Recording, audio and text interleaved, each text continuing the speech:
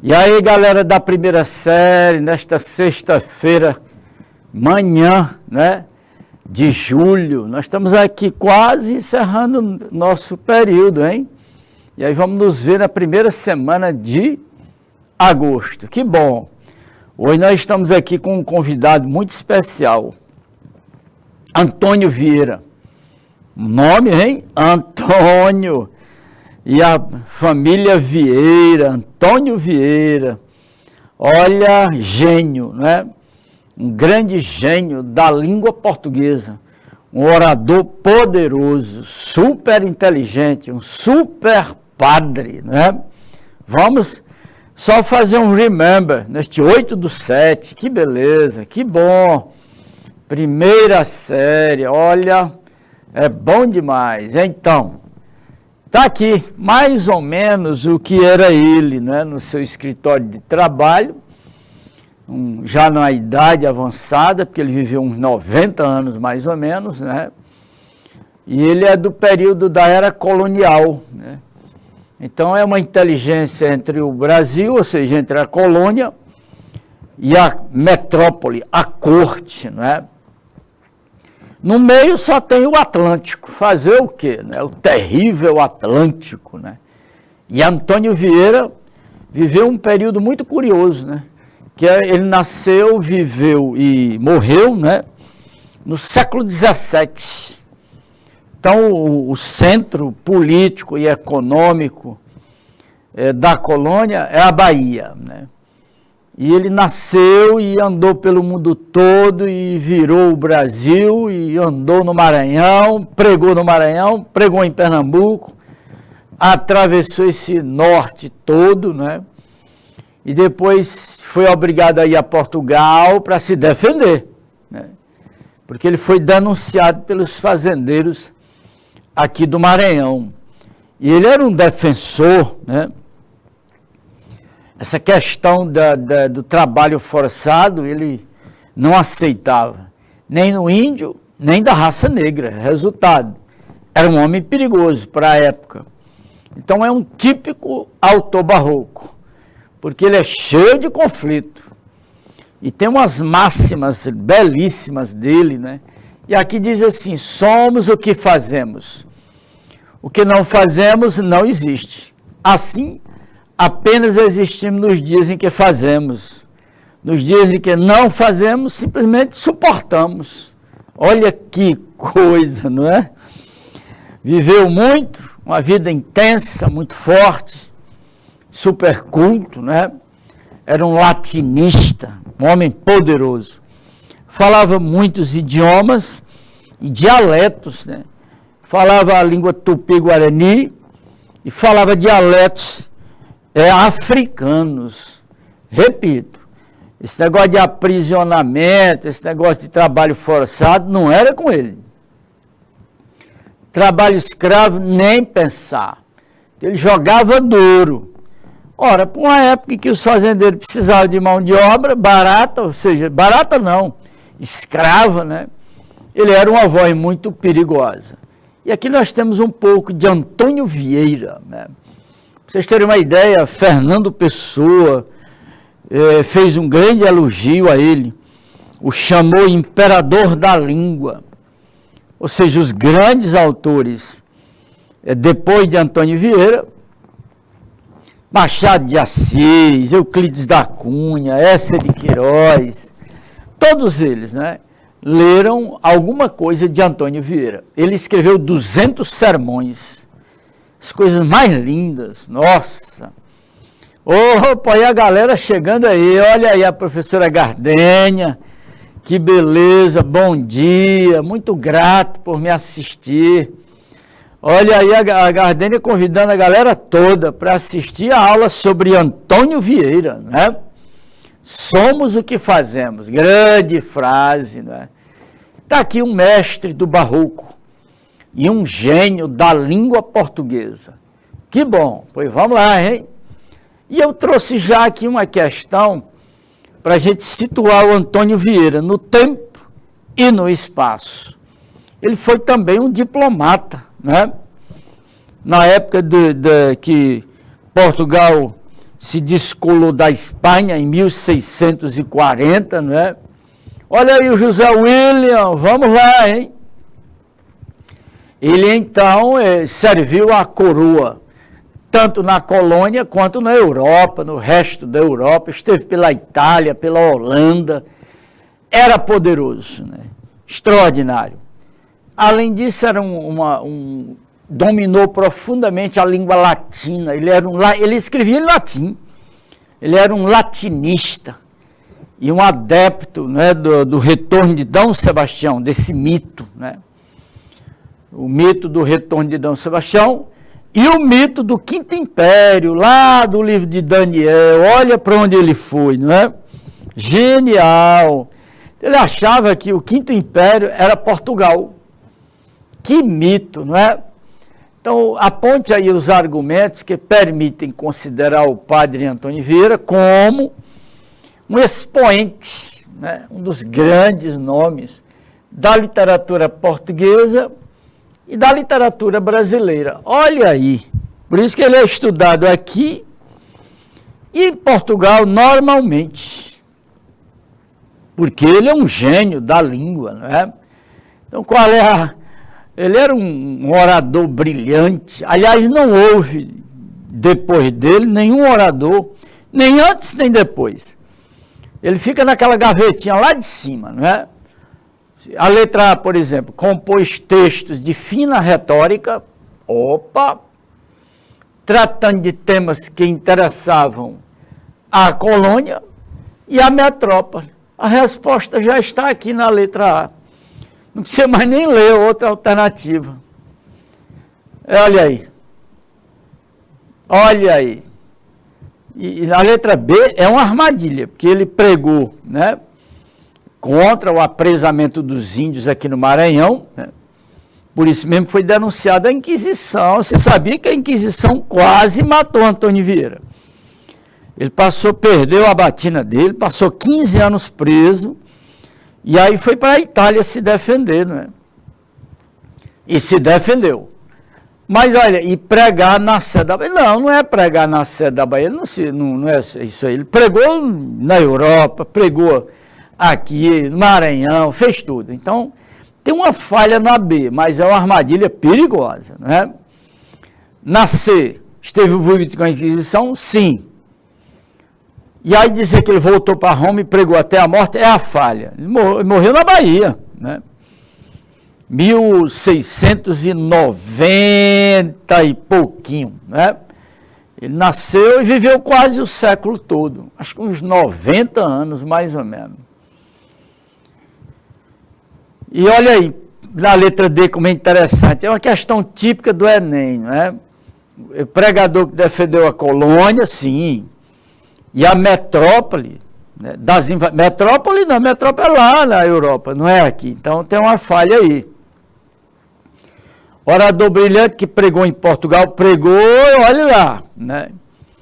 Entrada dos judeus, não foi isso aí, a intenção não era essa aí. Ele serviu à coroa, é a letra A, serviu à coroa e serviu à metrópole. É aí, né, a posição dele, a posição histórica dele, é que ele tanto é estudado na literatura em Portugal, quanto na literatura brasileira. Eu tenho todos os sermões de Antônio Vieira. São 6 volumes, uma coisa absurda. São 200 sermões. Nossa, tem cada sermão lindíssimo. Era um pregador brilhante, poderoso, uma super inteligência. Que bom. E tem um filme bom sobre ele, hein? O Lima Duarte faz o papel de Antônio Vieira. Se alguém da primeira série tiver interesse, né? Olha, o filme está à disposição de vocês. Valeu? Pois vamos lá. De novo, aqui a postura dele, né? No escritório dele. Aqui está mais ajustado, né? Aqui tem o solidelzinho aqui na cabeça dele, né? Ele era um jesuíta poderoso, não é? E aqui mais uma sentença de efeito dele, né? Não há amor que mais facilmente perdoe e mais benignamente interprete e dissimule defeitos que o amor de pai. Eita, é perfeito. De fato, ele tem toda a razão. O pai perdoa rápido, né? Você vê o filho pródigo, que parábola, né? Ali é uma parábola que fica no topo mesmo. Nosso Senhor foi um criador e colocou exatamente o centro da parábola. Não é o filho pródigo, mas o pai, né? Lógico.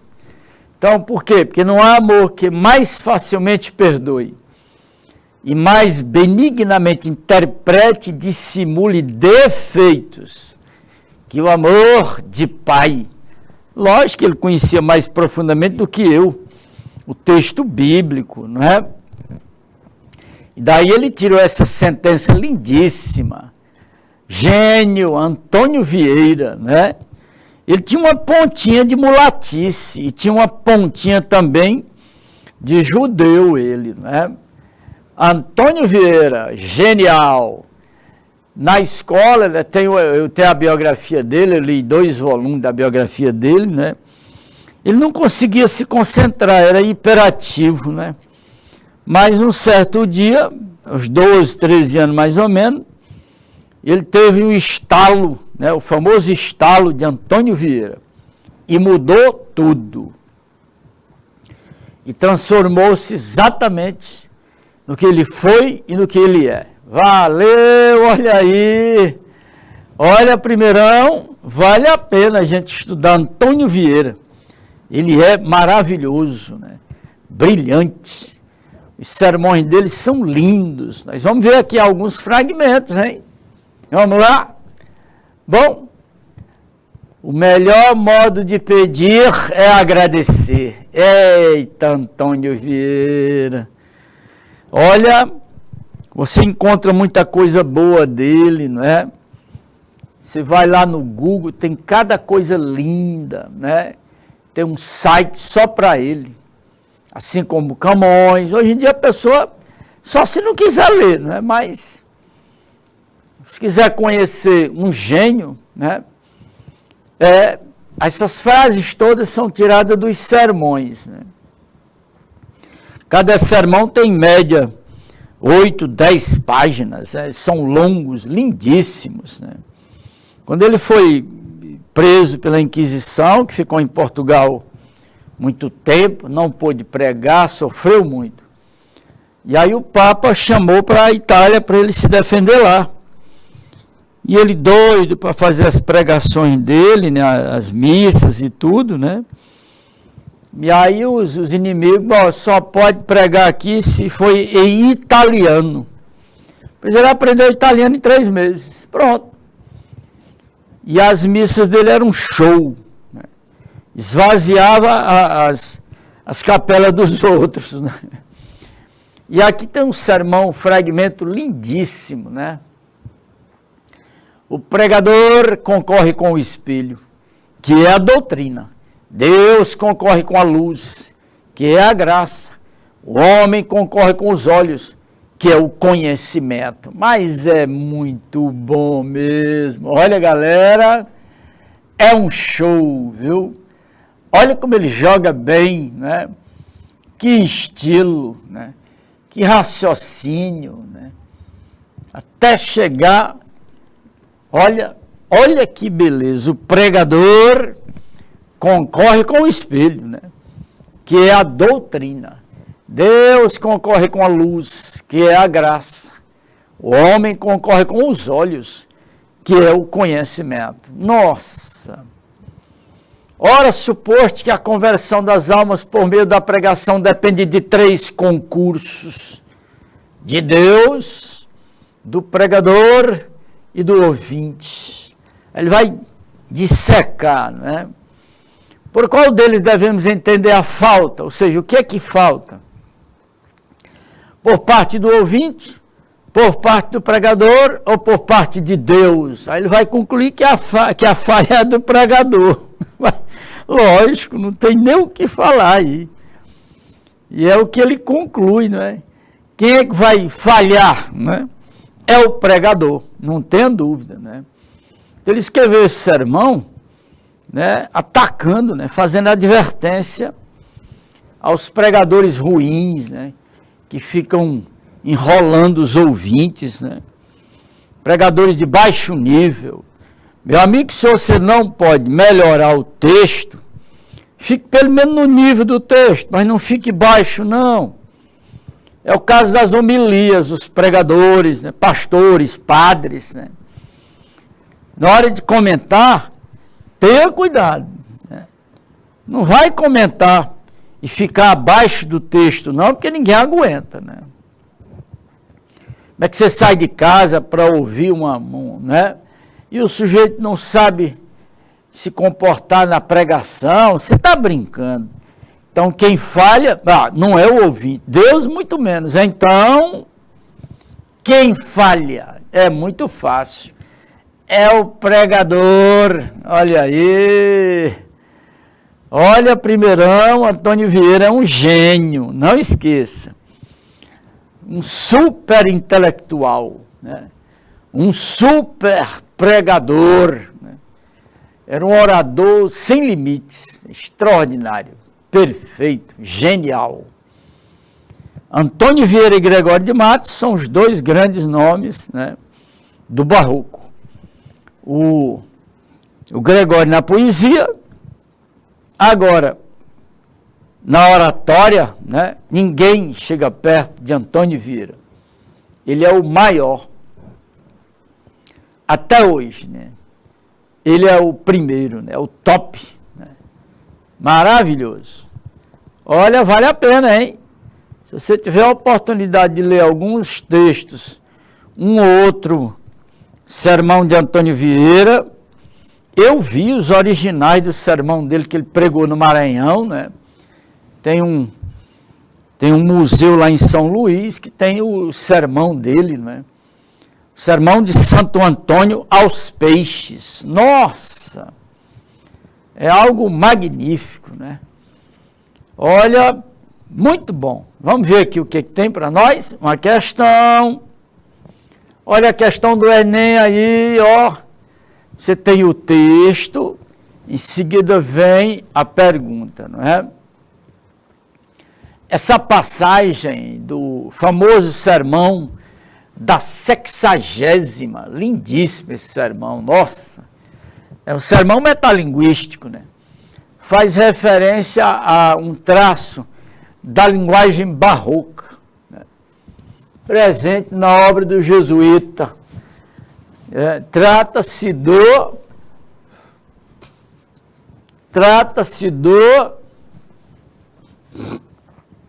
ele jogando com as palavras, né? Ele fazendo esse malabarismo, né? Das conclusões dele, né? Então ele trabalha com o conflito entre a fé e a razão, né? Então a letra é o cultismo. É perfeito isso aqui. Então é exatamente isso aqui o que chama atenção, né? Ele critica duramente o cultismo, né? Que é aquele estilo do barroco em que o pregador fica fazendo malabarismo com as palavras. Ele joga duro com isso, né? Ele usa o conceptismo para atacar o cultismo. Então isso é próprio do barroco. No barroco nós temos dois estilos, né? O estilo conceptista, né? Que é o argumento, né? É a persuasão, né? E o estilo muito marcado pelo conflito. No caso aí, a fé e a razão. Então, a letra C responde muito bem isso aí. Viu, primeirão? E então, muito bom, nesta sexta-feira, né? Estamos aí quase na véspera do recesso, de férias, né? E aí nós estamos encerrando com esse gênio, né? Antônio Vieira. Olha, ele era apaixonadíssimo, né? Pelo quinto império, de que fala Daniel lá no Apocalipse do Daniel, né? Ele fala que tinha um quinto, na Terra iria surgir o quinto império. Na cabeça de Antônio Vieira, o quinto império é exatamente Portugal. Ah, e ele trabalhou bem isso aí. Ele era um latinista, né? Ele leu na tradução de São Jerônimo, né? Que é o patrono dos tradutores, né? São Jerônimo foi quem traduziu a Bíblia para o latim, e aí o latim, durante séculos, né? Quem dominava, lia, quem não dominava, ouvia, né? E aí ouvia de acordo com as interpretações dos pregadores, né? E Antônio Vieira jogou duro, né? Com isso aí, né? Muito bom. Pois vamos lá, hein? Tem mais. Olha aqui, mais um fragmento de um sermão poderoso de Antônio Vieira, né? Olha como ele é impressionante. Não fez Deus o céu em xadrez de estrelas, como os pregadores fazem o sermão em xadrez de palavras. Rapaz, mas é demais, né? Se de uma parte está branco, de outra há de estar negro. Se de uma parte está dia, de outra há de estar noite. Se de uma parte dizem luz, da outra há de dizer sombra. Você vê todo o tempo a antítese, né? Vou puxar aqui para a gente escrever esse detalhe, né? Todo o tempo no conflito, né? Olha aí, ó. O barroco, ele é conflitante. O oposto, né? Ó, o oposto. Ele trabalha com isso, com o oposto. Ele vai sempre jogando com isso aí, o claro no escuro, né? Isso é muito forte na pintura barroca, de Caravaggio, que é o maior nome, não é? Do barroco na pintura, né? Lembrem-se, o barroco é essencialmente religioso, né?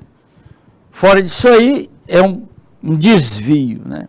Mas o barroco, ele é religioso. Todo o tempo, seja as pinturas do Caravaggio, não é? Todo temas religiosos. E o claro no escuro, né? Daí as aulas do professor, né, de artes, né? E você vê a filosofia desse período com o professor McDowell, e aí tem nas artes o professor Madison, ou o professor Adeildo, né? É só acompanhar com muito cuidado, né? Olha aí, se de uma parte dizem luz, da outra onde dizer sombra. Se de uma parte dizem desceu, da outra onde dizer subiu. Basta que não havemos de ver num sermão duas palavras em paz. Esse é o mal. Eixe Maria. E agora? Pregam, os pregadores, né? Pregam palavras de Deus. Gente, mas não pregam a palavra de Deus. Olha como ele é esperto. Ele usou palavras de Deus com P minúsculo e usou a palavra de Deus com P maiúsculo. Cuidado. Primeira série, olha aqui, atenção, cuidado. Ele não é fácil, hein? Ele está dizendo que tem certos pregadores que pregam palavras de Deus, com P minúsculo. Mas não pregam a palavra de Deus, com P maiúsculo. Né? Então tem uma diferença aí extraordinária do P minúsculo com o P maiúsculo. O recado é esse aí, o recado está dado. É um recado de gente grande, hein? E o leitor precisa ter muito cuidado para não fazer bobagem, hein? Para entender o que Antônio Vieira está passando, né? Ele era um homem experimentado, né? De grande cultura, poliglota, né? Falava bem muitos idiomas e muitos dialetos. Ele aprendeu dialetos africanos, hein? E indígenas. Defendeu, né, qualquer forma de trabalho escravo. Não importava se era índio, negro, branco, seja quem for. Ele não admitia. E aí, num sermão aqui no Maranhão, ele jogou duro contra os fazendeiros do Maranhão, né? Não sei se vocês sabem, mas o Maranhão foi o último estado a libertar os escravos. A lei aconteceu, né, em maio de 88, 1800. Mas o Maranhão insistiu ainda, continua insistindo. Ah, tá brincando. E aí? Tem esse histórico, né?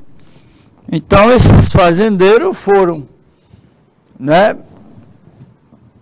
traiçoeiramente, né? Alguém foi à Santa Sé, né, em Portugal, na Inquisição, e denunciou Antônio Vieira. Olha que coisa, não é? E Antônio Vieira quase que o bicho pega ele, hein? Quase que a Inquisição o mata, né? Se não fosse um homem poderoso na oratória, estava perdido, né? Mas ele era extraordinário, hein? Olha, galera, é o seguinte, primeirão, vou dar um minuto para a releitura do texto, porque tem uma questão aí que a gente precisa dar uma olhadinha. Vou mostrar logo aqui, ó, a questão aqui, ó. Então vamos fazer uma leitura cuidadosa para a gente poder responder bem algumas questões que tem aí. Nosso diretor de TV, o Jorge, vai dar um minutinho aí, tá legal?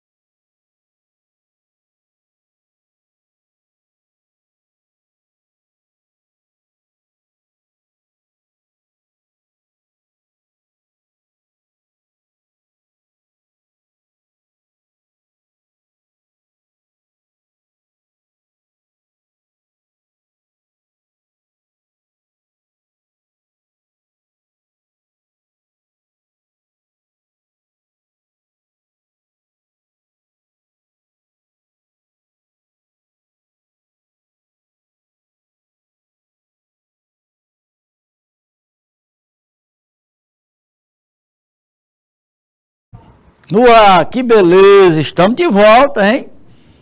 Primeira série desta sexta-feira, não é? Só coisa boa.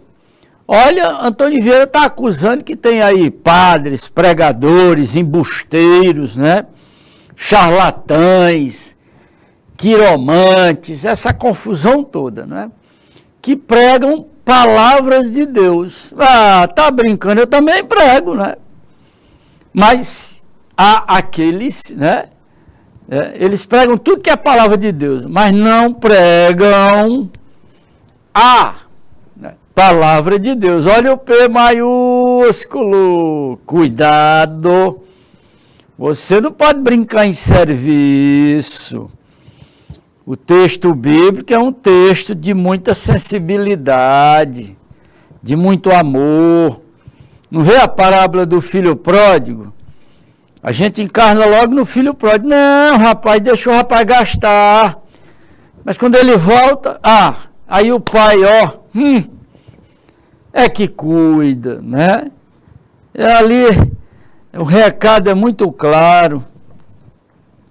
Jesus Cristo, né, acolhe todo mundo, né, com muito amor. Vamos lá! Olha aqui a questão, atenção.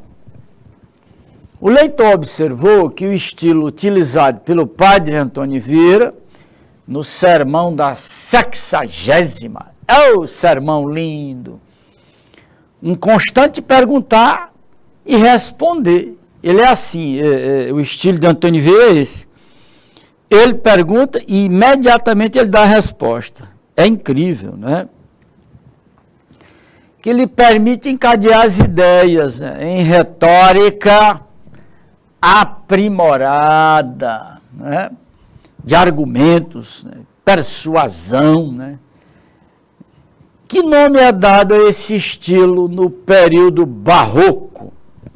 Galera, quando é jogo de palavras, é o cultismo. Quando é jogo de ideias, é o conceptismo. Conceito, né? Conceito é ideia. Você vence o outro, não é nem vencer, é você convence o outro, né?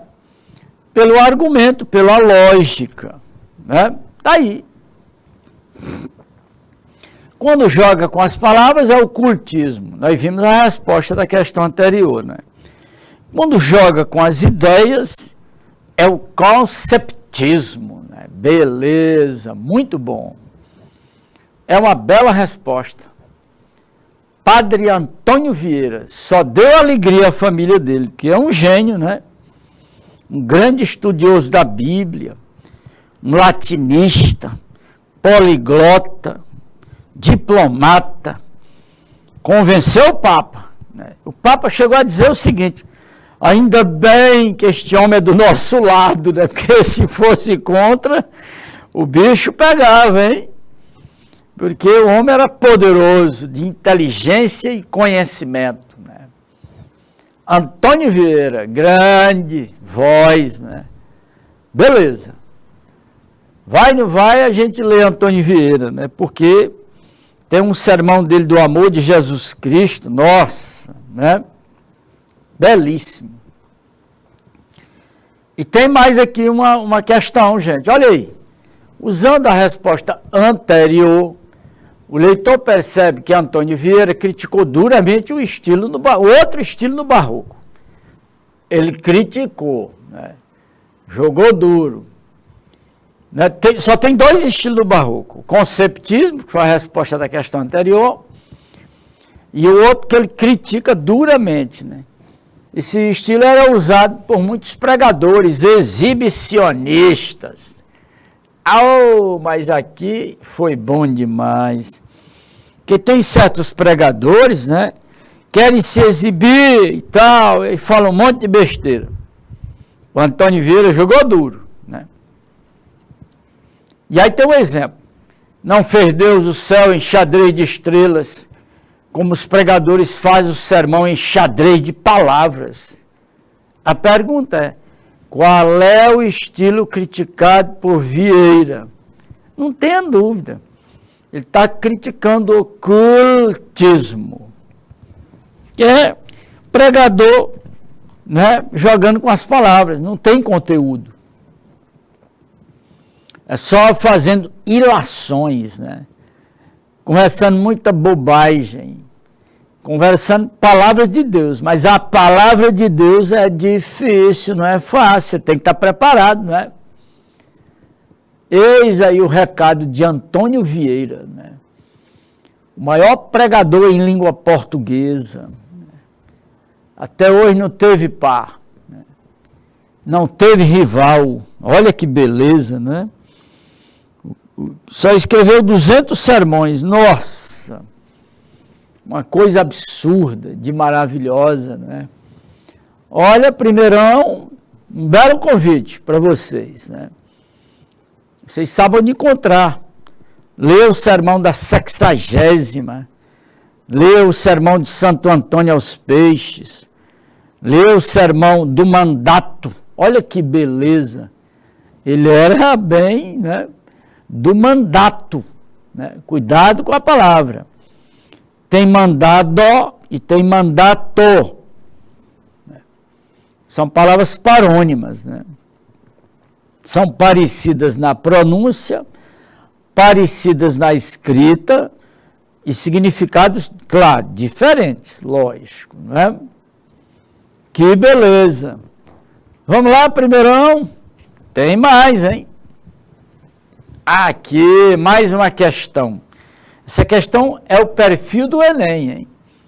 Eu trouxe exatamente para a gente ir exercitando. Porque em pouco tempo, a primeira é a segunda e é a terceira, aí dá de cara com o Enem, né? Em todo o fragmento do sermão da 60ª, né?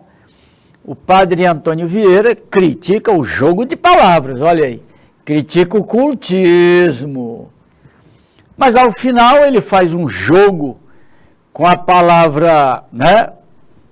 Olha aqui que beleza, né?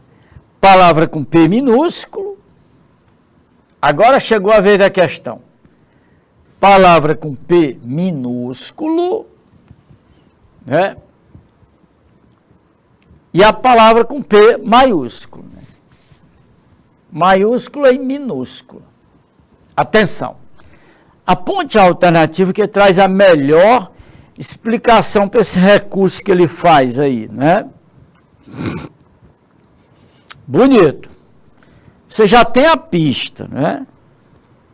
A palavra de Deus, né, com P maiúsculo, a gente sabe onde encontrar, né? Perfeitamente. Dá uma olhadinha. A alternativa A tem uma falha brilhante aí, chocante e brilhante, não é? Não é só para o Novo Testamento, é para a Bíblia toda, né? E aí na letra B tem outra falha. Olha aí, não é? Minúscula, nem pensar. Mas olha a letra C, como ela é ótima, né? E então, vamos lá. Olha a letra C. Ao usar palavra de Deus com P maiúsculo, olha aí, que é a Bíblia, evidentemente, né? E ao usar palavras de Deus com P minúsculo, né? São todas as palavras. Então a distinção aí é muito clara, não é? A letra C responde.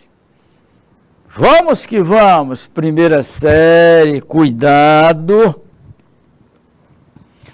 Preste atenção, não é? Tem mais.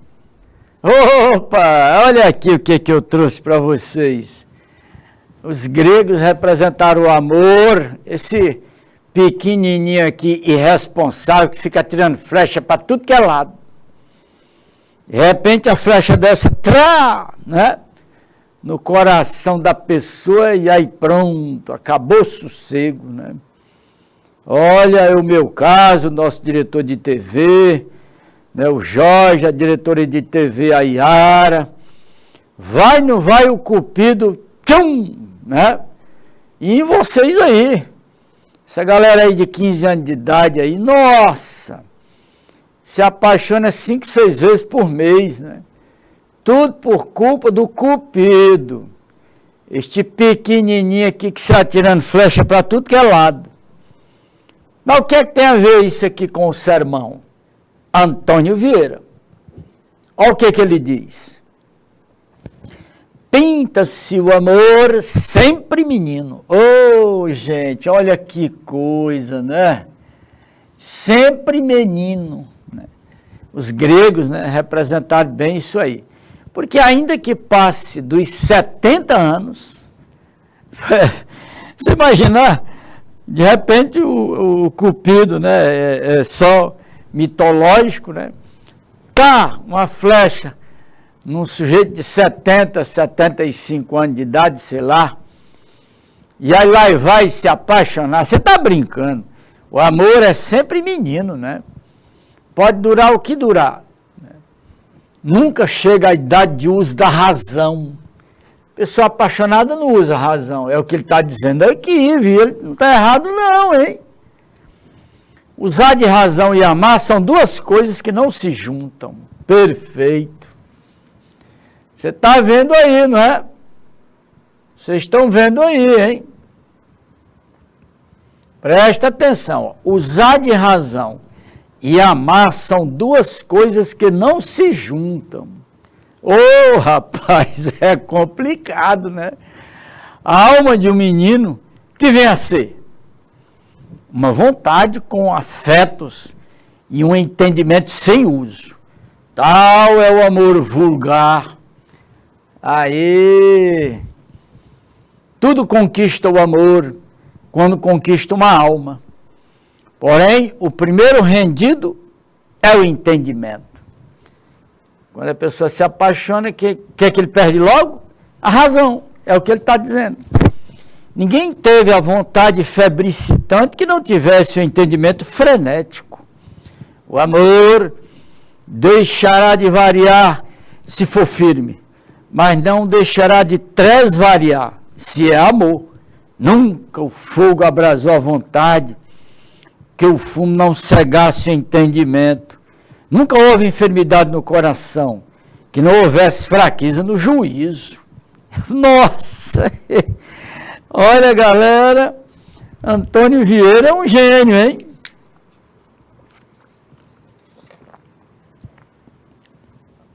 Você está vendo aí, hein?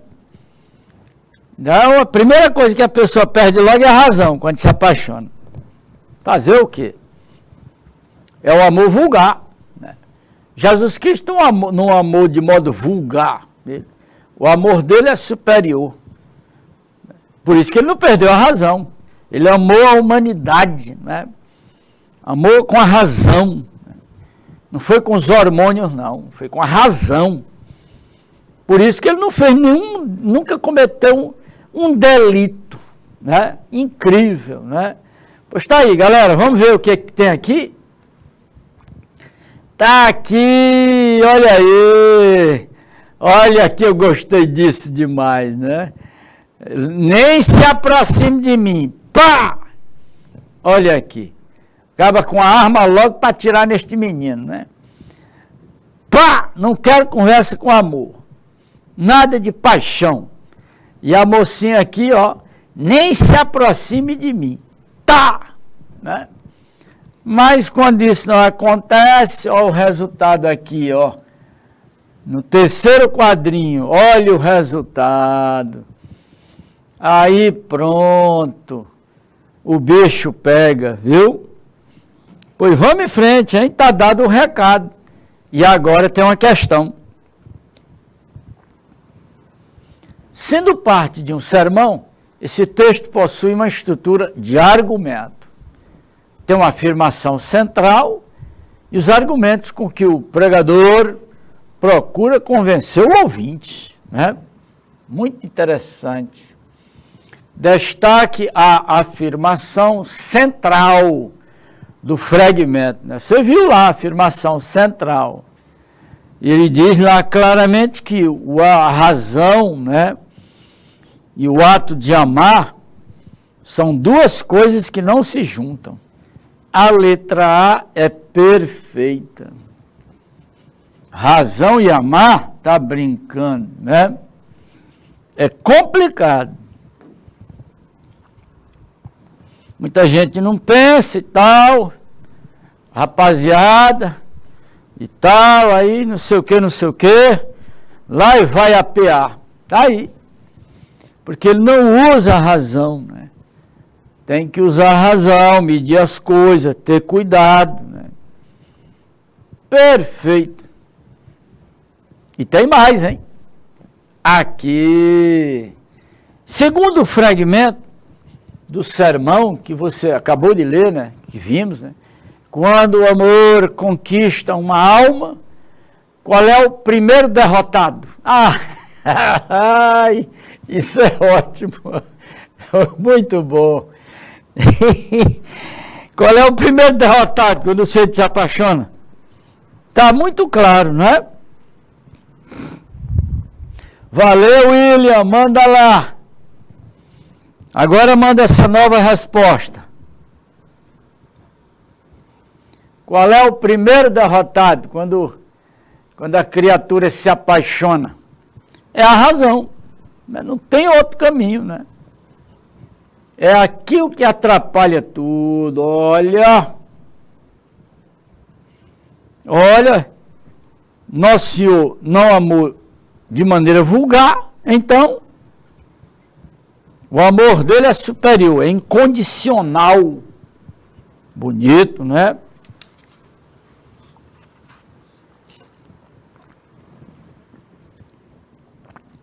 Poucos neste planeta amaram de modo incondicional. Né? Tá aí. E a oitava questão? A antítese é uma das figuras de linguagem mais utilizadas pela literatura barroca, mais encontrada, né? No fragmento do sermão, podemos destacar a antítese, que sustenta os opostos, né, do argumento. Né? E onde é que está a antítese? Está logo na letra A, não tem nem o que conversar. Leu a letra A, tchau, né? Razão e coração, perfeito.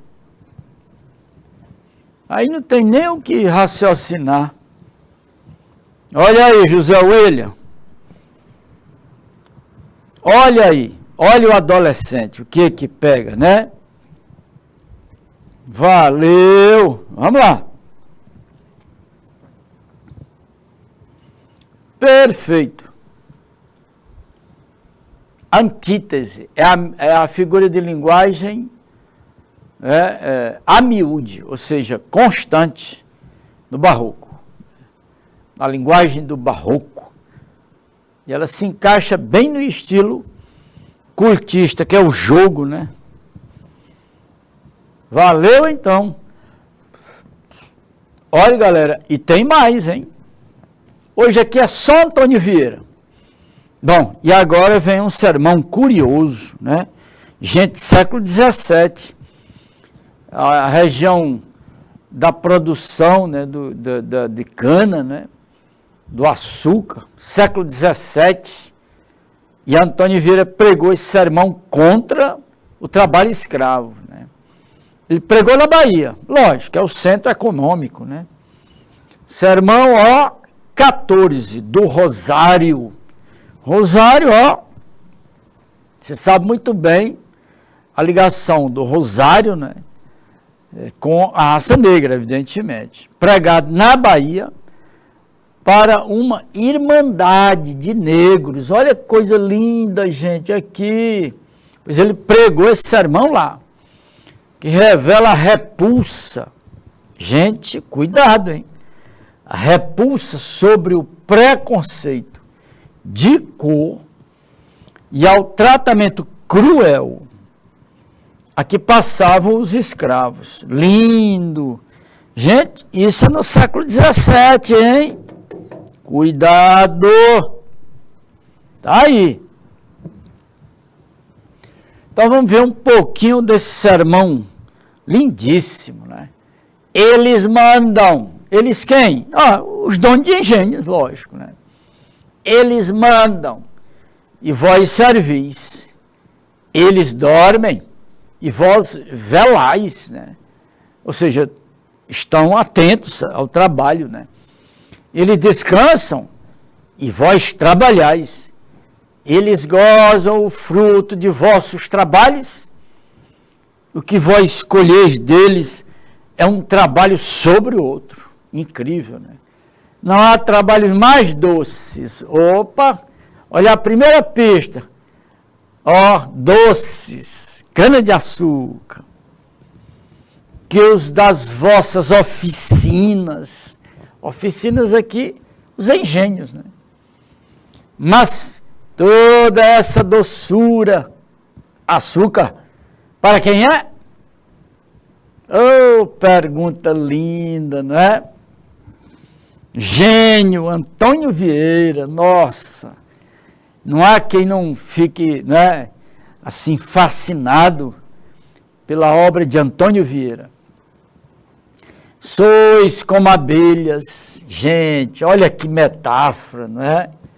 O que é que as abelhas fazem? Nós já sabemos. As abelhas, ele deixa a reticência bem aqui. Sois como abelhas, ó, que trabalham muito, né? As abelhas fabricam o mel doce, sim, mas não para si. É um gênio. Primeirão, dá uma olhadinha nesse sermão pregado na Bahia para uma irmandade de negros, né? Revelando, né, a repulsa, né, sobre o preconceito e o trabalho escravo. Lindo. Não foi à toa que a Inquisição quis matar Antônio Vieira, lógico, né? A Igreja Católica foi conivente com a escravidão. Até a Lei Áurea, né? E olha, ainda teve muitas regiões que os padres não queriam libertar, né? Olha que coisa mais doida, não é? Tá pensando o quê? Aí, Antônio Vieira, século XVII. Imagine, ainda tem o século XVIII, XIX, 2 séculos depois, né? É que a Lei Áurea, olha, sinceramente, Antônio Vieira foi genial, né? Foi um espírito super elevado, né? E tem mais, hein? Tá aqui a questão. Olha aí. A quem se referem os pronomes? Eles, e vós. Né? Eles, né? Respectivamente. Né? Dá uma olhadinha para você ver. Eles, né? Volta bem aqui só para você. Eles mandam. Agora tá bem fácil. Desculpa, prontinho. Tá bom demais agora. Excelente. É só procurar agora, né? Ao ele se refere a quem? E o vós a quem? Tá bom demais. Não tem nada a ver com leitores. A letra A não tem nada a ver, claro, né? A letra B também não tem nada a ver, porque repete a letra A. Então você só raciocina aí, não é? A letra D também tem um equívoco, e a letra E outro também, que é o mesmo equívoco, da A e da B. Olha a letra C. Olha a letra C. Eles, aos que mandam, né? Os senhores de engenho, né? Vós, aos que obedecem, os escravos. Né? Olha, tá aí. É o gênio de Antônio Vieira. José William, muito legal, valeu, José William. Muito bom. E tem mais outra, hein? Você está vendo aí. Mais outra, para a gente fechar a nossa aula aí com essa questão muito próxima do Enem, pelo tamanho, né? Pelo paralelismo, né? Pelo aspecto proporcional também das alternativas, né? Uma linha e mais um pouquinho, e está lá o texto, e aí vem aqui a questão, né? Releia o fragmento com cuidado e observa as pistas para o contexto da época. Século XVII, está bem aqui. Aí é a Bahia, né? É o auge da cana-de-açúcar, os engenhos, né? E a seguir observe o trecho.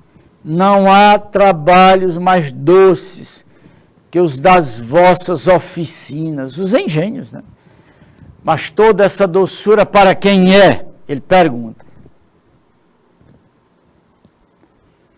Olha, é a 10ª questão, é porque ficou bem aqui apertadinha, né? Para não se encaixar no slide, lógico, né? A pergunta é a seguinte: o que o orador expressa usando o recurso da ironia? Ah, genial! Ironia é a mais refinada forma de inteligência. Mas não é aquela ironia de deboche, né? Nosso Senhor usou ironia, né? Aquela alta inteligência, né, dele, né? Aquela da agulha do camelo, por exemplo, né? Olha, aquela ali foi demais, né? Então tá aí, ó. Nesse caso, né? Então vamos dar uma olhadinha, vamos procurar a resposta. Ok, gente? E então, segure aí, né? Tá aí. Eu acho que vocês já entenderam. Mas toda essa doçura para quem é? Mas está muito claro, não é? Está muito bem. Opa, vamos fechar. A doçura ela é usufruída pelos donos de engenhos, lógico. Galera, olha a letra A, né? Muito bom. Olha, primeirão, até o nosso próximo encontro. Tchau, tchau.